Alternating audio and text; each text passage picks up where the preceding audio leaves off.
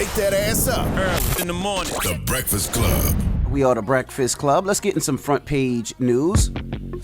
Now let's start with some quick sports. The 2025 NBA draft will be tonight at 8 p.m. All right, so the draft is going to be televised on ESPN. And some more basketball news. Porzingis is traded to the Hawks. You know, Porzingis used to be with the Knicks, then he was traded to the Celtics, and now he's on the Hawks. All right. What's up, Mimi? What's up, y'all?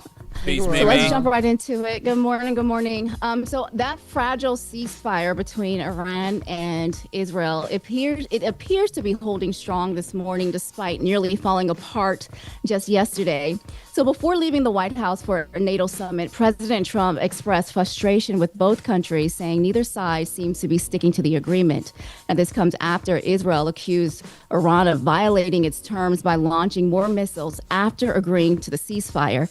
Now, Iran, they are denying that claim. But when pressed by reporters yesterday about the status of the ceasefire, Trump used some colorful language when answering their questions.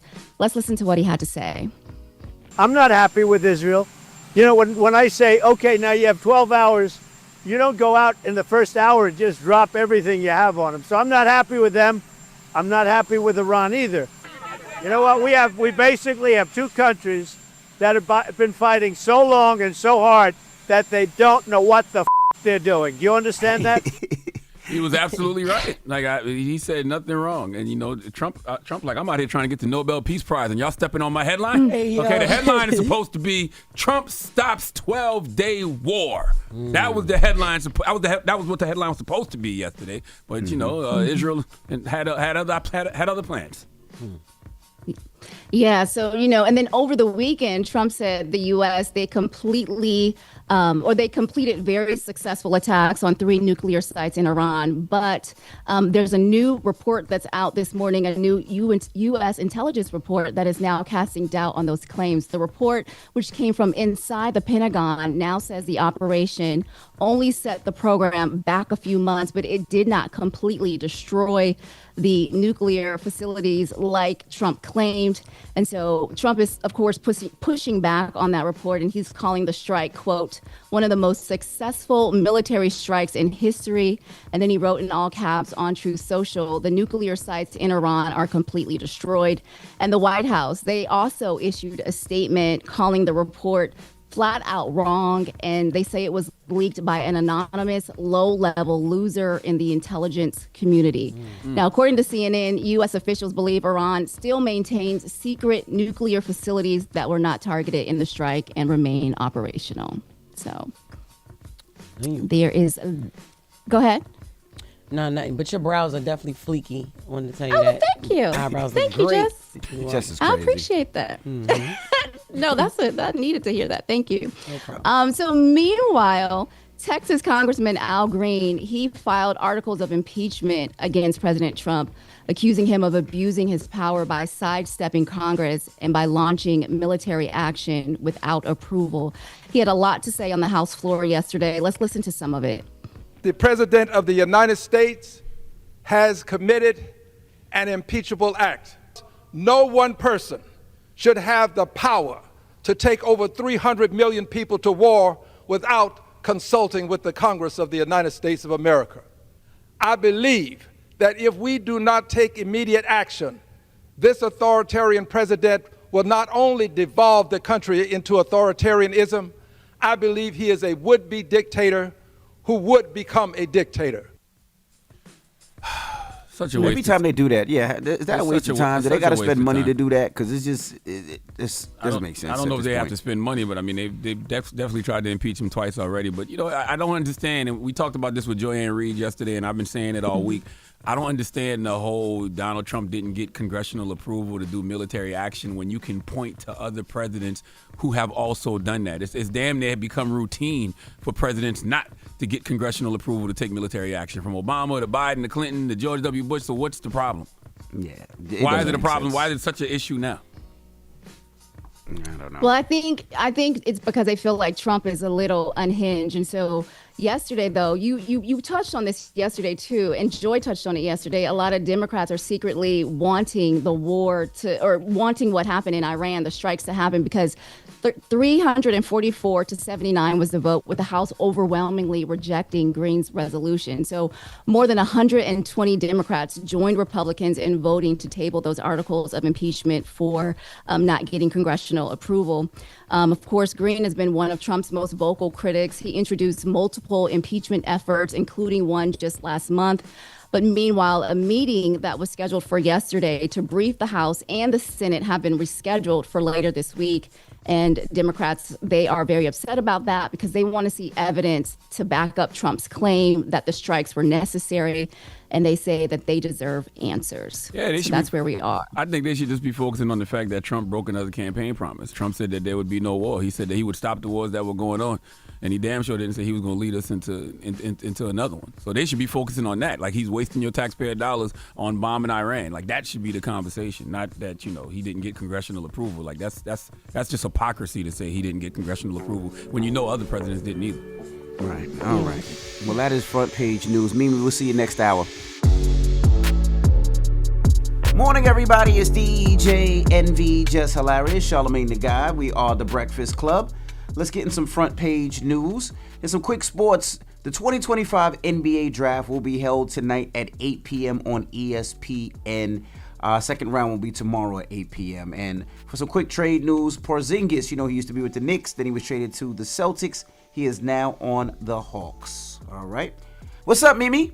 What's up, y'all? So good morning. A political upset in the race for New York City mayor. Zohran Mamdani has won the Democratic primary, defeating former Governor Andrew Cuomo. Okay. Now, Mamdani ran on a bold, progressive platform calling for a rent freeze, free public buses, affordable childcare, and higher taxes on the wealthy. Cuomo, on the other hand, he was backed by a $24 million super PAC funded by billionaires, Trump donors, and former Mayor Michael Bloomberg. Voters clearly embraced the grassroots message. Cuomo conceded less than 2 hours after the polls closed. Let's listen to part of Mamdani's victory speech from last night. In the words of Nelson Mandela, it always seems impossible until it is done. My friends, we have done it. I will be your Democratic nominee for the mayor of New York City. Okay. Yeah, it's a big deal. It's a really big deal. The official results won't be confirmed until July 1st. That's when New York City releases its ranked choice vote tally. But many see his win. He went from 0 in the polls last October to a primary win as a wake-up call, for political establishments on both sides. So if he wins, he's 33 years old.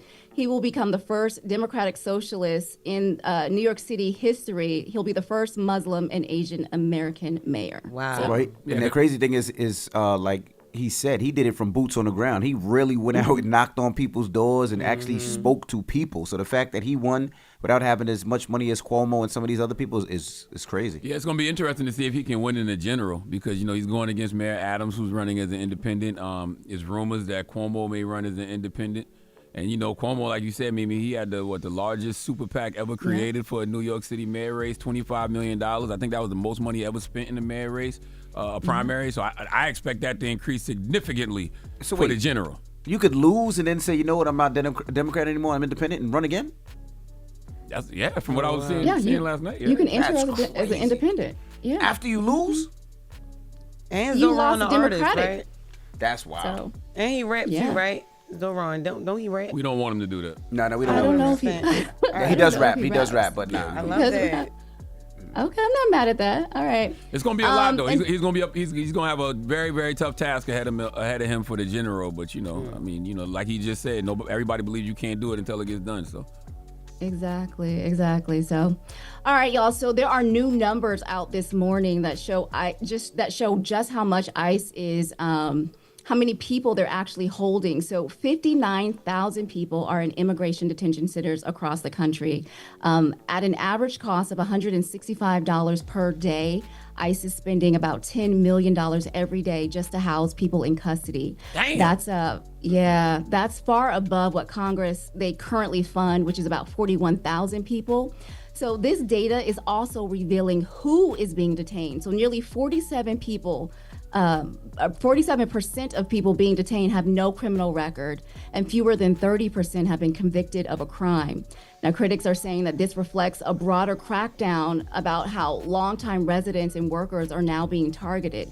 And to handle the overflow, ICE is looking to convert military bases in Texas. One is called Fort Bliss, into a temporary holding center. And in Florida, officials have proposed several new sites, including one in the Everglades that is nicknamed Alligator Alcatraz. So the White House is expected to go before Congress and ask for billions of money in additional funding to be able to house all the tens of thousands of people that they are continuing to detain. So. This is what pisses off everyday Americans. You got you said $10 million a day? Yeah. Nearly $10 million a day. You got $10 million a day to detain people. That's over $3 billion a year. How you got money for that, but you don't got money to feed the poor? You don't got money to house the homeless. You know, you don't got money to give people affordable health care. Like what that's what pisses people off. Yep. And the proposed cuts to Medicaid and Social Security and all of those things, but you can come up, Man. 10 million, for this. So, and lastly, this is a warning to those who use those buy now, pay later apps to split up your payments. There's some changes coming that could affect your credit score. So FICO, the company behind the credit scores used by most U.S. lenders, they say they will now start including buy now, pay later loans in its scoring models. So up until now, these installment style loans haven't shown up on your credit reports, leaving lenders in the dark about how much debt people are really in. So now, apparently Americans are spending $116 billion through pay later services. They spent that just last year alone. And so FICO is saying now it's time for some checks and balances. So starting this fall, your history with services like Affirm, Afterpay, Klarna, it could either help you or hurt you depending on how you manage those payments. So FICO is giving everybody the warning now, but they're saying too, the biggest users of those buy now, pay later services are lower income households, which earn less than $50,000 a year, because many people are now using those options, not for just big purchases anymore, but because of the economy, they're using them for everyday essentials like to buy groceries and to pay their utilities. So that's where we are. So that's your front page news. I'm Mimi Brown. Follow me on social at Mimi Brown TV. And for more news coverage, follow the Black Information Network or download the free iHeartRadio app and visit BINnews.com. Thank you, Mimi. How the documentary doing? It's doing really well. Oh my goodness. It's doing so well. I can't wait to show, tell you some more. It's really impacting the community, and we're able to tell a lot of stories. So thank you for asking. If they don't know, tell them where they can watch a documentary. The documentary, you can go to toaltadinawithlove.com. All right. Well, thank you, Mimi. Thank you so much. I'll see y'all later. Thanks for having me. Wake that ass up. In the morning. The Breakfast Club.